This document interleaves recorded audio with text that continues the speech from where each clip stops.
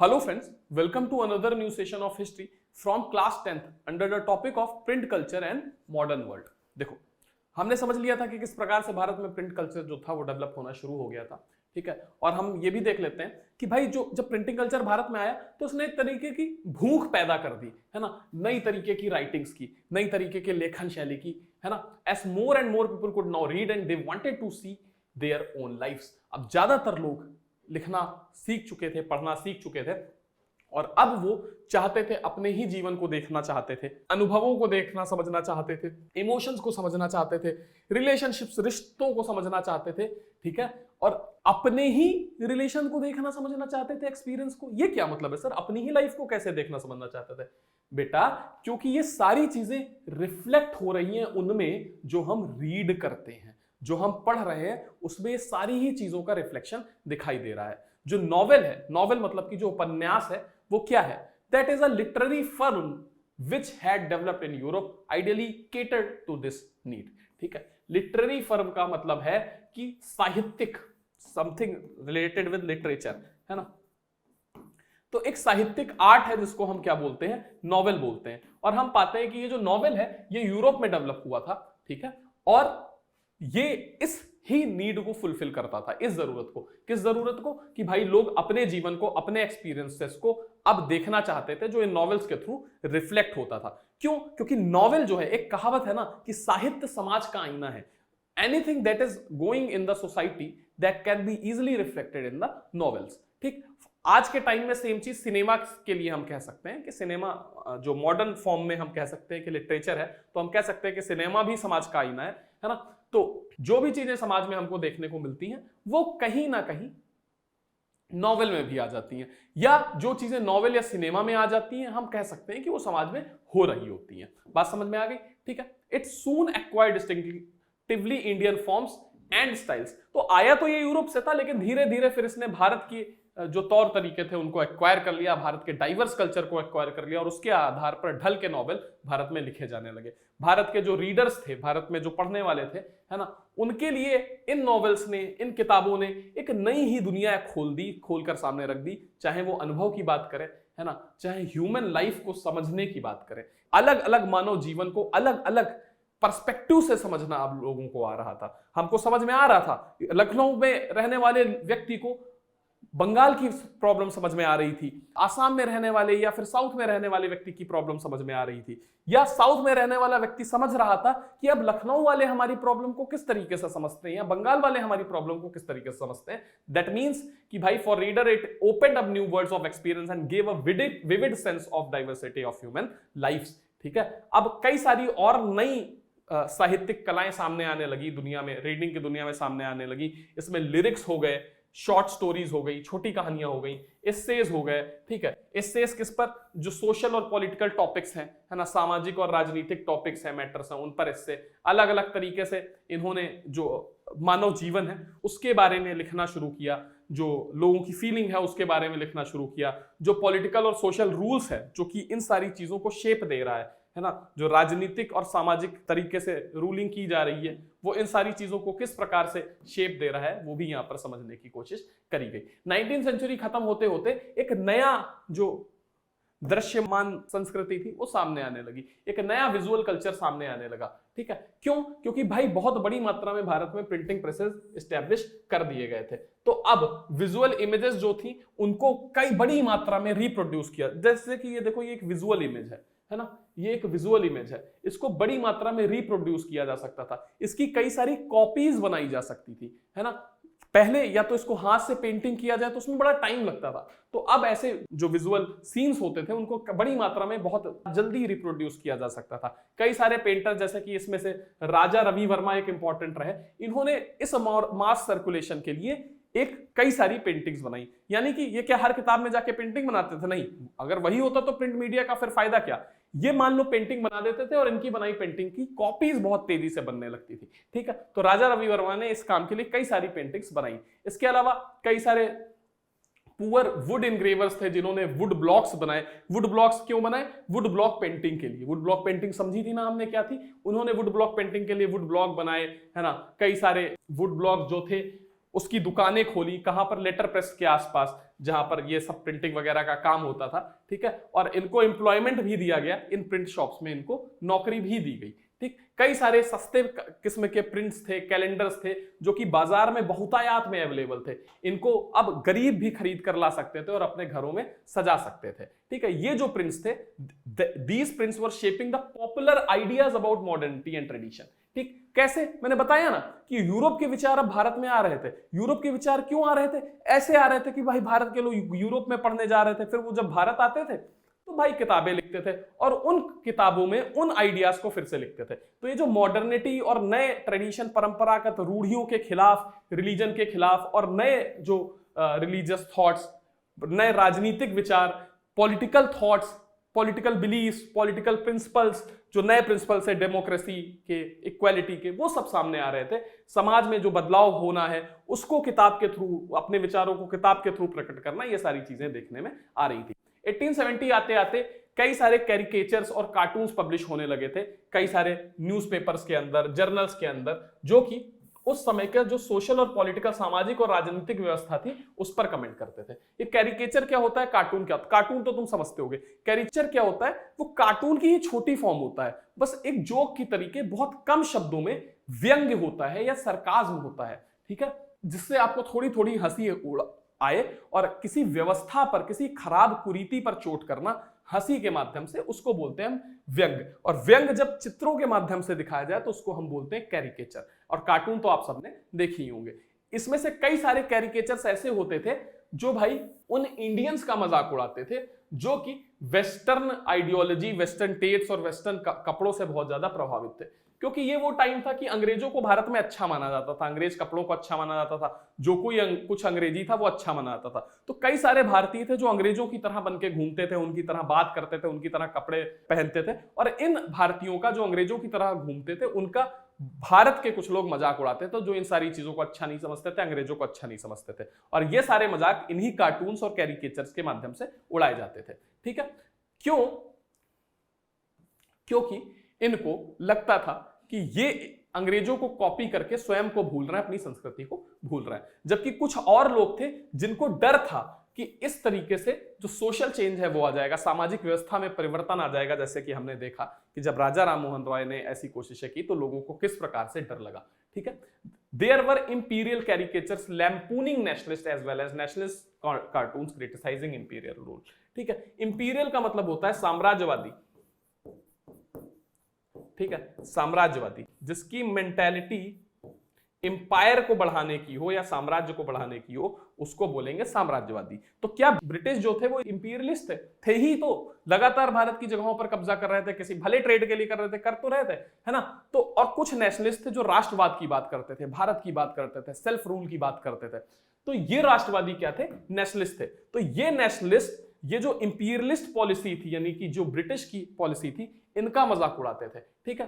तो कई सारे इंपीरियल कैरिकेचर्स भी होते थे, कई सारे इंपीरियल कैरिकेचर्स होते थे जो ब्रिटिश की तरफ से छपते थे, वो नेशनलिस्ट का मजाक उड़ाते थे, और जो नेशनलिस्ट थे वो इंपीरियल का मजाक उड़ाते थे, है ना। विमेन और प्रिंट, ये देखते हैं यहां पर स्थितियां क्या थी।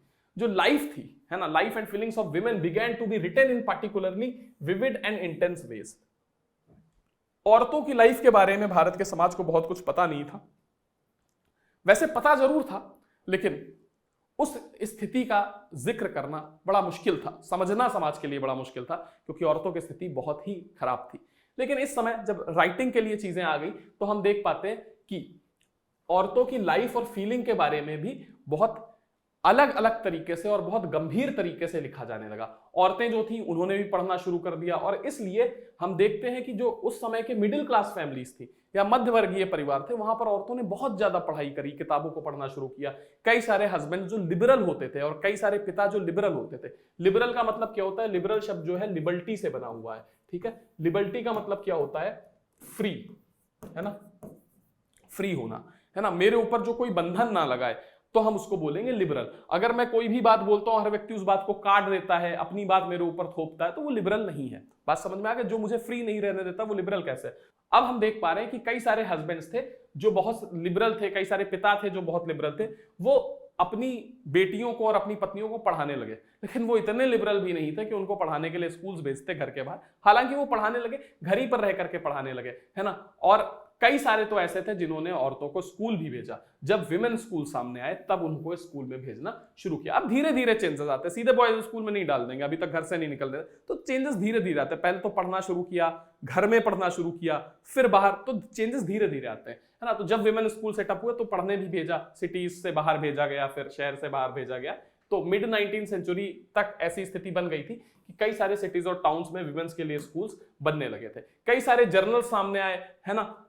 इन जर्नल्स में जो लिखने वाले लोग होते थे ना, वो भी विमेन होते थे, है ना। यानी विमेन को अब लेखिकाओं के तौर पर भी एक्सेप्ट किया जाने लगा था, ठीक। और ये जाहिर सी बात थी, चूंकि लिखने वाली विमेन थी तो वो इसमें एक्सप्लेन करती थी कि क्यों औरतों का एजुकेटेड होना जरूरी है, क्यों औरतों को एजुकेट किया जाना चाहिए, ठीक है। यहां पर एक सिलेबस दिखाया जाता था, है ना, that was attached suitable reading matter which could be used for home based schooling, ठीक है। तो इसमें अगर भाई औरतों को घर पे पढ़ा रहे हो तो इस आधार पर पढ़ाओ, ये चीजें पढ़ाओ, ये इसमें चीजें अटैच रहती थी। लेकिन सारी फैमिलीज लिबरल नहीं थी, है ना। हर फैमिली तो बच्चों को इतना पढ़ने देगी नहीं, औरतों को पढ़ने नहीं देगी। कई सारी कंजर्वेटिव हिंदू फैमिलीज भी थी। कंजर्वेटिव मतलब पुरानी मान्यताओं को मानने वाले, है ना। तो ये लोग ऐसा मानते थे कि अगर औरत ज्यादा पढ़ लिख जाएगी तो उसका पति की मृत्यु हो जाएगी, वो विडो हो जाएगी। ये हिंदू परिवारों में माना जाता था। और मुस्लिम परिवारों में ऐसा माना जाता था कि औरत बहुत ज्यादा पढ़ लिख जाएगी तो वो करप्ट हो जाएगी, वो बर्बाद हो जाएगी, वो इधर उधर चक्करों में पड़ जाएगी, है ना। क्योंकि उर्दू में कई सारे रोमांस नॉवेल लिखे गए हैं, कई सारे रोमांसेस लिखे गए हैं, कुछ शायरी लिखी गई हैं तो काफी रोमांटिक होती हैं, तो औरतें इनको पढ़ेंगी तो फिर वो बर्बाद हो जाएंगी, ठीक है। तो कई सारी अब रेबल विमेन सामने आई, कई सारी विद्रोही औरतें सामने आई जो कहते थे कि ये क्या बकवास बात कह रहे हो, अगर औरतें ये सब पढ़ के बर्बाद हो जाएंगी तो पुरुष तो ये इतने समय से पढ़ते रहे, तो पुरुष बर्बाद नहीं हो गए, तो अब कोई पुरुष कैसे मानेगा कि नहीं हम बर्बाद हो गए, हम बिगड़ गए। तो कहते नहीं, हम नहीं बिगड़े, तो हम कैसे बिगड़ेंगे। अगर पुरुष किसी चीज को पढ़ के बिगड़ नहीं रहे हैं तो औरतें उस चीज को पढ़ के कैसे बिगड़ेंगी, सवाल ये था, ठीक है। तो ऐसे प्रोहिबिशंस को, ऐसे जो प्रतिबंध औरतों पर लगाए जाते थे, इस तरीके की जो रोक टोक लगाई जाती थी, इन रोक टोक के खिलाफ ऐसी औरतों ने आवाज उठाना शुरू किया। हमने एक पिछली 8th क्लास में देखा था कि एक महिला के बारे में देखा था नॉर्थ इंडिया की, जिन्होंने चुपचाप पढ़ना लिखना सीखा उर्दू में, है ना, पढ़ना और लिखना दोनों सीखा। उनकी फैमिली जो थी वो चाहती थी कि वो सिर्फ अरबिक कुरान पढ़े, वो सिर्फ कुरान पढ़ना सीखे, ठीक है, जो कि उनको समझ में नहीं आती थी। तो इसलिए इन्होंने उसको, चीजों को उन भाषाओं में पढ़ने की कोशिश की जो उनको समझ में आती थी, और इसके बाद में उन्होंने कई सारी चीजों को पढ़ा। इसके बाद हम ईस्ट बंगाल के रीजन में, यानी पूर्वी बंगाल के रीजन में देखेंगे तो शुरुआती 19वीं शताब्दी में रस सुंदरी देवी का एग्जाम्पल हमको दिखाई देता है। ये कौन थी? ये एक बहुत यंग थी और एक मैरिड गर्ल थी, इनका विवाह हो चुका था, और विवाह इनका जहां हुआ था वो बहुत ही रूढ़िवादी परिवार था, बहुत ऑर्थोडॉक्स परिवार था, है ना, इसी तरीके का परिवार था जो औरतों पर इतने प्रतिबंध लगाता था। She learned to read in the secrecy of her kitchen. उन्होंने चुपचाप अपने किचन में छुप के पढ़ना सीखा, ठीक है। बाद में उन्होंने अपनी ऑटोबायोग्राफी भी लिखी। इस ऑटोबायोग्राफी को इन्होंने नाम दिया अमर जीवन, यानी कि long live life, long lived life, ठीक है, इस नाम से इन्होंने लिखा, जो कि 1876 में पब्लिश भी हुई। It was the first full length autobiography publish in the Bengali language. तो full length published autobiography Bengali भाषा में जो पहली थी वो कौन सी थी? अमर जीवन थी, जो 1876 में छपी, ठीक। तो हमको देखने को मिल रहा है जो सोशल रिफॉर्म्स है और जो नॉवेल्स हैं उन्होंने बहुत ज्यादा, like they had already created a great interest in women's life and emotion. There was also an interest in what women would have to say about their own lives, है ना। तो औरतों के जीवन के बारे में, औरतों के सामाजिक जीवन के बारे में, उनकी भावनाओं के बारे में, है ना, उनकी रुचियों के बारे में बहुत चीजें, बहुत बल दिया जाने लगा, उसके बारे में बहुत सारी चीजें लिखी जाने लगी, और यह भी ध्यान रखा जाने लगा कि औरतें अपने बारे में क्या सोचती हैं, अपने जीवन के बारे में क्या सोचती है और लिखती हैं। 1860s आते आते कई सारी बंगाली वुमेन्स थी, जिसमें से एक कैलाश बाशनी देवी भी थी। उन्होंने कई सारी किताबें लिखी, उन्होंने कुछ किताबें लिखी जिसमें वो औरतों के एक्सपीरियंस को हाईलाइट करने की कोशिश कर रहे हैं, औरतें कैसा फील करती हैं इस बात को हाईलाइट करने की कोशिश कर रहे हैं, about how women were imprisoned and hope. और इसमें इन्होंने बताया कि किस प्रकार से जो जीवन औरतों को दिया जा रहा है उसमें सिर्फ उनको घर में पत्नी बना के नहीं लाया जा रहा, बल्कि उनको घरों में कैद कर दिया जा रहा है ना। It is like imprisoning at home, kept in ignorance, अज्ञानता के साथ उनको सागर में रखा जा रहा है। उनको जब बाहर ही नहीं निकलने दोगे तो वो कुछ जान नहीं पा रही है, कुछ सीख नहीं पा रही है, और घर पे उनको they were forced to do hard domestic labour, और घर पे जो काम करना पड़ता है उनको बहुत थका देने वाला काम करना पड़ता है और बहुत ही अन्यायपूर्ण व्यवहार उनको सहना पड़ता है। और अन्यायपूर्ण व्यवहार कौन करते हैं? वही लोग जिनको वो सेवा करती है, उनके सास ससुर और उनके पति, है ना, क्योंकि उनको सिर्फ एक नौकरानी से अधिक कुछ ट्रीट नहीं किया जाता है जो घर के काम करेगी। 1880s आते आते जो आज के समय महाराष्ट्र का रीजन है, उस समय बॉम्बे हुआ करता था, बॉम्बे प्रेसिडेंसी, यहां पर हमको ताराबाई शिंदे का एग्जांपल मिलता है और पंडिता रमाबाई का एग्जांपल मिलता है। ठीक है, इन्होंने बहुत ही जुनून के साथ पढ़ना लिखना जारी रखा। Tarabai Shinde and Pandita Ramabai wrote with passionate anger about the miserable life of our caste Hindu women. ठीक है, उन्होंने, इन दोनों औरतों ने, ताराबाई शिंदे और पंडिता रमाबाई ने बहुत गुस्से में कई सारी चीजें लिखी जो अपर कास्ट हिंदू वुमेन की स्थितियों के बारे में थी। उन्होंने कहा कि भाई आप दलित औरतों को तो छोड़ दो, देखो सबसे पहले जो हिंदूज है, हिंदूज में तो ब्राह्मण, क्षत्रिय, वैश्य ये अपर कास्ट है और शूद्र नीचे वाली कास्ट है। तो जाहिर सी बात है कि लंबे समय से हम देखते आए हैं कि शूद्रों का एक्सप्लॉइटेशन अपर 3 कास्ट के द्वारा होने लगा है। ठीक, अब औरत एक और समस्या है, जेंडर में भी एक्सप्लॉइटेशन चलता है। जैसे जो मेल है वो हमेशा ऊपर रहते हैं फीमेल से, वो फीमेल को एक्सप्लॉइट करते हैं। ठीक है, तो अब जिन औरतों के साथ 2 समस्याएं हैं कि वो शूद्र भी हैं और जेंडर भी हैं, उनके साथ तो डबल डबल एक्सप्लॉइटेशन हो रहा है। यानी कि हम ये कह सकते हैं कि एक औरत अगर ब्राह्मण है, ठीक है, एक औरत अगर ब्राह्मण है तो भी उसके साथ एक्सप्लॉइटेशन होगा। क्यों? जेंडर के बेस पर, क्योंकि उसका पति जो है वो तो पुरुष है ना, तो पुरुष ब्राह्मण महिला का एक्सप्लॉइटेशन करेगा।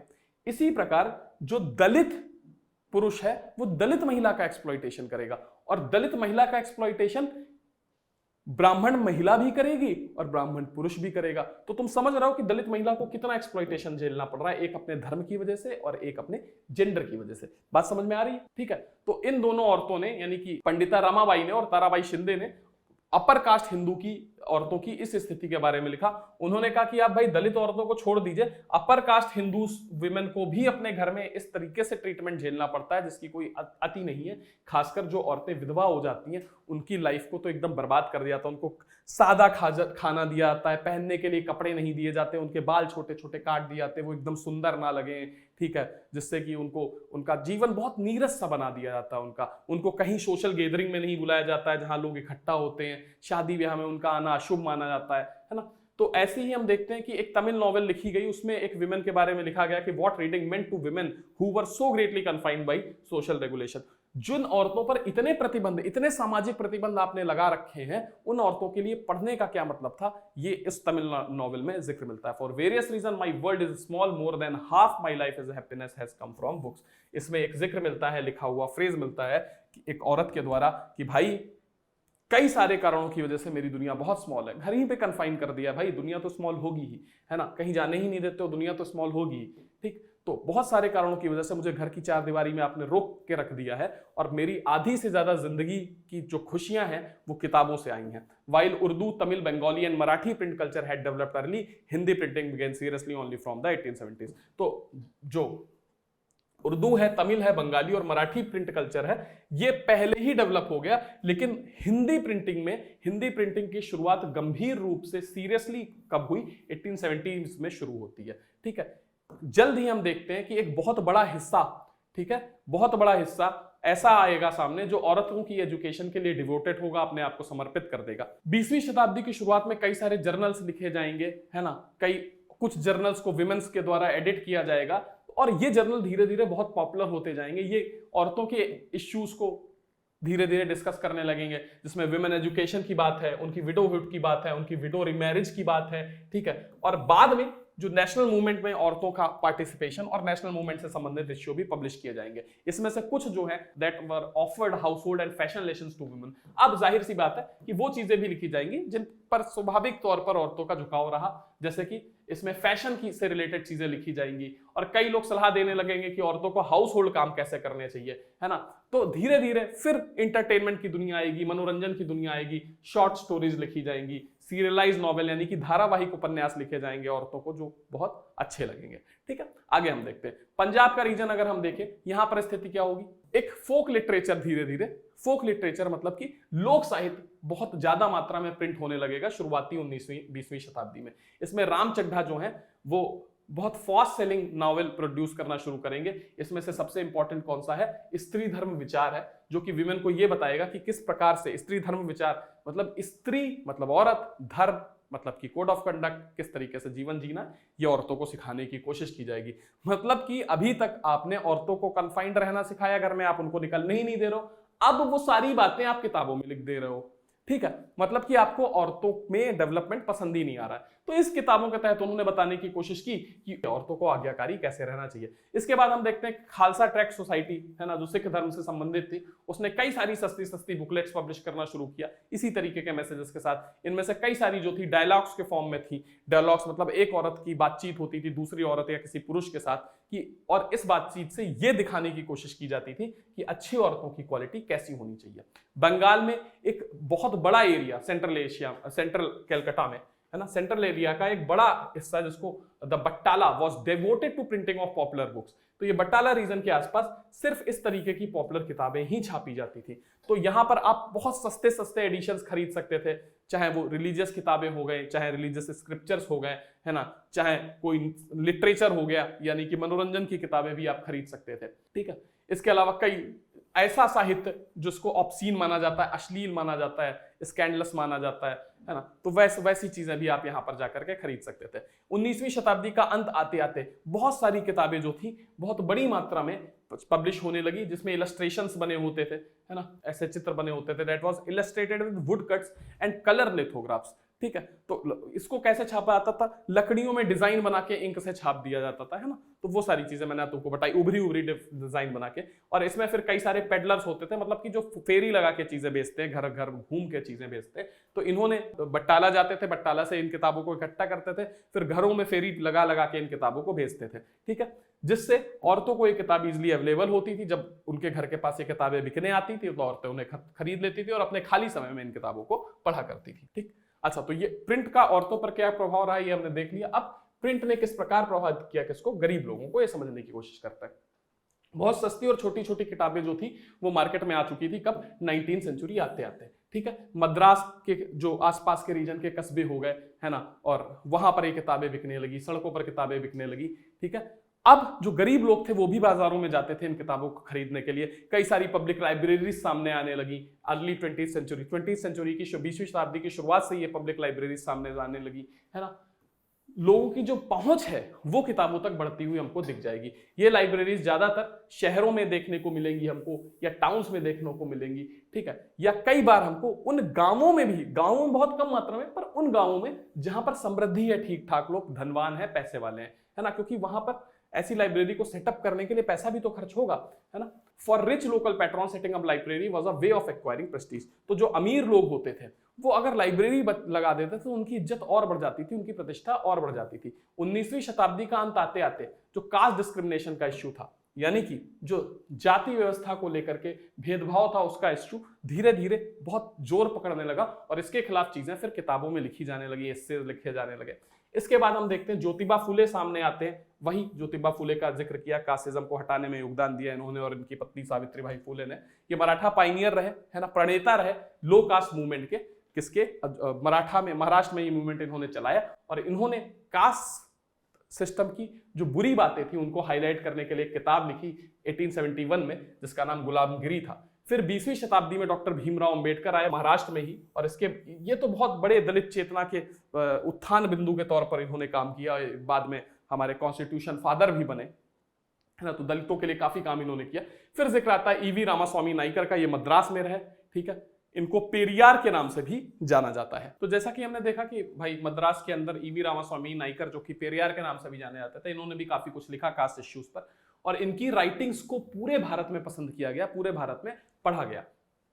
अब चूंकि इन किताबों को लोग पढ़ रहे थे, तो पढ़ने के बाद लोगों के अंदर काफी भाव जागृत हो रहे थे, वो नए विचार आ रहे थे। तो इससे खड़े होने लगे क्या? मूवमेंट्स खड़े होने लगे, आंदोलन खड़े होने लगे। तो कई सारे मूवमेंट्स, कई सारे सेक्ट सामने आए। लोगों ने इन आधारों पर अलग, उसी धर्म के अंदर अलग अलग ग्रुप बना लिए, जिनको सेक्ट के नाम से जाना जाता है, तो है ना। तो कई सब रिलीजियस ग्रुप्स जिनको सेक्ट्स बोलते हैं, जैसे कि राधा स्वामी एक सेक्ट है ना। तो इस तरीके के सेक्ट सामने आने लगे।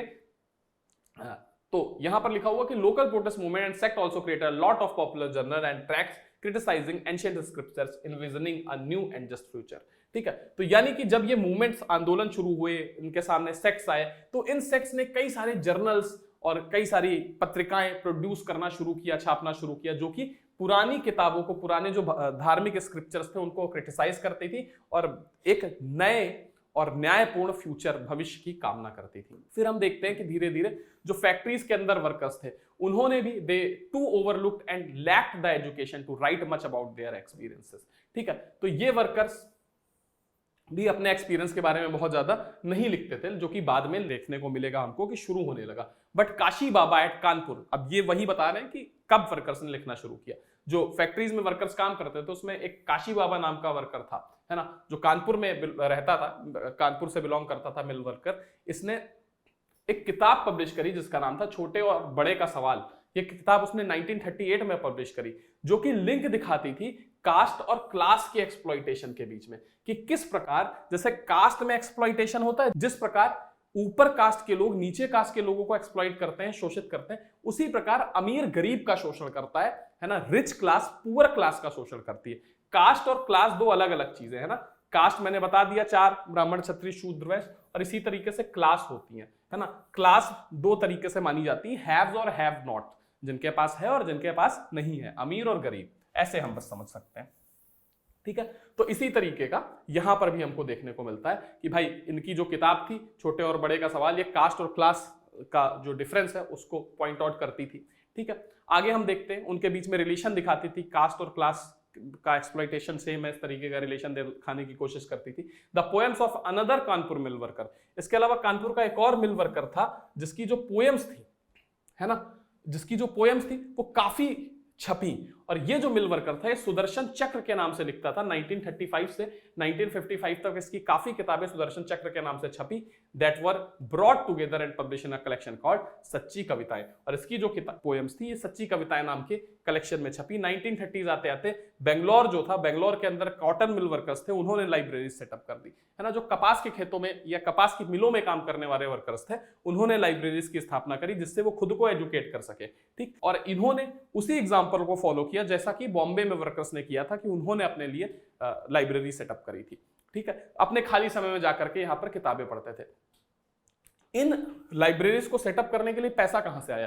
तो कई सारे सोशल रिफॉर्मर्स थे जो समाज में सुधार करना चाहते हैं, जैसे राजा राम मोहन रॉय, ईश्वर चंद्र विद्यासागर, इस तरीके के रिफॉर्मर्स जगह जगह थे, छोटे बड़े, हालांकि कुछ इतने पॉपुलर नहीं हुए तो उनके नाम हम नहीं सुनते। तो इस तरीके के, और जैसा कि मैंने बताया कि लाइब्रेरी सेटअप करना प्रेस्टीज का इश्यू भी था, लोगों की इज्जत बढ़ती थी, इसलिए भी लोगों को पसंद था।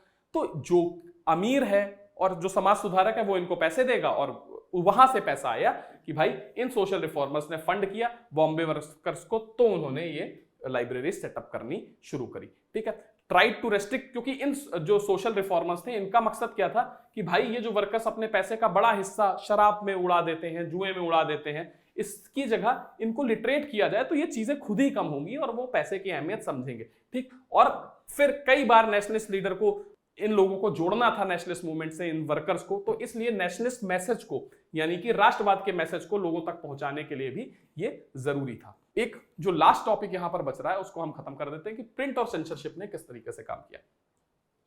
1908 से पहले जो कॉलोनियल स्टेट था वो ईस्ट इंडिया कंपनी के रूल के हिसाब से चलता था। हालांकि काफी समय तक चलता रहा, हम देखते हैं कि 1857 के रिवॉल्ट तक ईस्ट इंडिया कंपनी चलाती गई। तो कहानी क्या है कि before 1798 the colonial state under East India Company was not too concern with censorship. और ये जो कॉलोनियल स्टेट था ये सेंसरशिप से इसका बहुत मतलब नहीं था। सेंसरशिप मतलब क्या होता है? किसी चीज को सेंसर करना। सेंसर बोर्ड होता है ना आजकल टीवी में, फिल्म में, जिसको भारतीय फिल्म प्रमाणन बोर्ड बोलते हैं, तो वो सेंसर बोर्ड है। उसका क्या काम है कि कोई ऐसा दृश्य जो छोटे बच्चों को नहीं देखना है, जैसे कि 12 साल से बच्चों, कोई बहुत वायलेंट सीन है जिसमें बहुत अल्ट्रा वायलेंस दिखाया गया है, एकदम सर कट गया, हाथ कट गया, तो उस दृश्य तरीके का दृश्य, बहुत ज्यादा लड़ाई झगड़ा बच्चों के दिमाग पे गलत प्रभाव डालेगा, तो उस दृश्य को सेंसर कर दिया जाएगा, यानी कि छुपा दिया जाएगा, हटा दिया जाएगा, काट दिया जाएगा।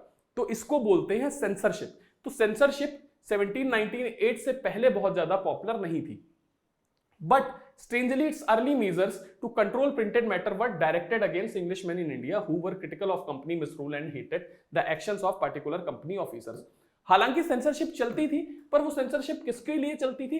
भाई जो अंग्रेज ही थे भारत में, जो इंग्लिशमैन रह रहे थे, उनके खिलाफ सेंसरशिप चलती थी, क्योंकि वो ऐसी बातें लिखते थे, वो कंपनी के अधिकारियों के खिलाफ लिखते थे, कंपनी में फैले भ्रष्टाचार के खिलाफ लिखते थे, कंपनी का जो मिस रूल था, भारत में गलत तरीके से राज्य कर रही थी, उसके खिलाफ लिखते थे। तो ये लोग नफरत करते थे, इनके कंपनी के ऑफिसर्स थे, तो इन इंग्लिशमैन के खिलाफ जो ऐसी बातें लिखते थे सेंसरशिप चलती थी, ना कि कंपनी के ऑफिसर्स के खिलाफ। The company was worried that such criticism might be used by its critics in England to attack its trade monopoly in India. अच्छा, ये जो ईस्ट इंडिया कंपनी भारत में व्यापार कर रही थी, भारत में व्यापार करने का एक अधिकार इसी के पास था, यानी कि मोनोपोली थी, यानी भारत में सिर्फ यही ट्रेड करेंगे और कोई ट्रेड नहीं करेगा। मैंने बताया ना कि ब्रिटिश महारानी ने एक चार्टर दिया था, एक घोषणा पत्र दिया था, और उस घोषणा पत्र में लिखा था कि ईस्ट में इंग्लैंड से सिर्फ एक ही कंपनी ट्रेड करेगी, इंग्लैंड से कोई दूसरी कंपनी ट्रेड करने नहीं जाएगी, और वो होगी ईस्ट इंडिया कंपनी।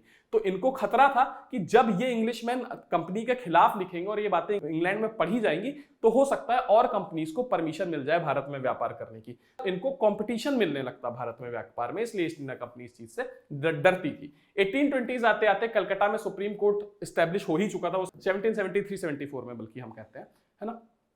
तो कलकत्ता में जो सुप्रीम कोर्ट स्थापित हो चुका था, उस सुप्रीम कोर्ट ने कई सारे रेगुलेशन शुरू किए, है ना, कानून बनाने शुरू किए, जिससे कि प्रेस की फ्रीडम को कंट्रोल किया जा सके। ये प्रेस फ्रीली कुछ भी लिख रही है, इस चीज को कंट्रोल किया जाए, कंपनी के खिलाफ लिख रही है, इस चीज को कंट्रोल किया जाए। और कंपनी ने धीरे धीरे न्यूज़पेपर को पब्लिश करना शुरू किया, जो कि ब्रिटिश रूल को सेलिब्रेट करेंगे भारत के अंदर, है ना। अब कंपनी ने भी धीरे धीरे कई सारे न्यूज़पेपर छापने शुरू किए, जिसमें ब्रिटिश रूल के एकदम उसके फेवर में, उसकी तारीफों में बातें लिखी जाती है। 1835 आते आते faced with urgent petitions by editors of English and vernacular newspapers, Governor General Bentinck agreed to revise press laws।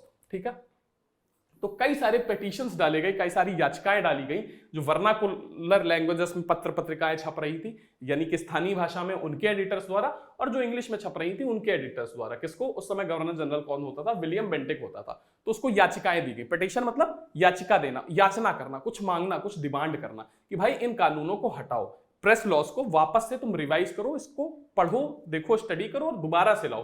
तो उस समय थॉमस बोबिंगटन मैकॉले नाम का आदमी, वही जो इंडिया में 8th में मैंने बताया था कि इंडियन एजुकेशन एक्ट का के लिए जिम्मेदार था, तो मैकॉले एक लिबरल कॉलोनियल ऑफिसर था।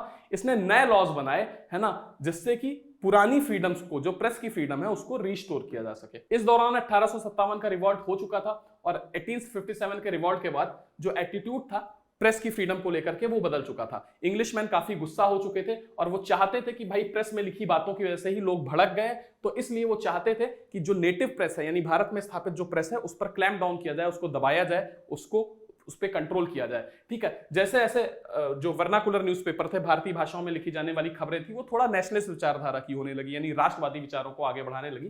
तो ये जो ब्रिटिश सरकार थी, इसने इसको कंट्रोल करने की कोशिश की। 1878 में इसीलिए वर्नाकुलर प्रेस एक्ट ला दिया गया, है ना, यानी कि वर्नाकुलर भाषाओं में जो प्रिंटिंग हो रही है उसको कंट्रोल करने के लिए एक प्रेस एक्ट लाया गया, जो आयरिश प्रेस कानूनों के तरह ही था। इसने गवर्नमेंट को बहुत ज्यादा राइट्स दे दिए कि भाई वो जो प्रेस में चीजें छप रही हैं उनको सेंसर कर सकती है, जो वर्नाकुलर भाषा में छप रही हैं।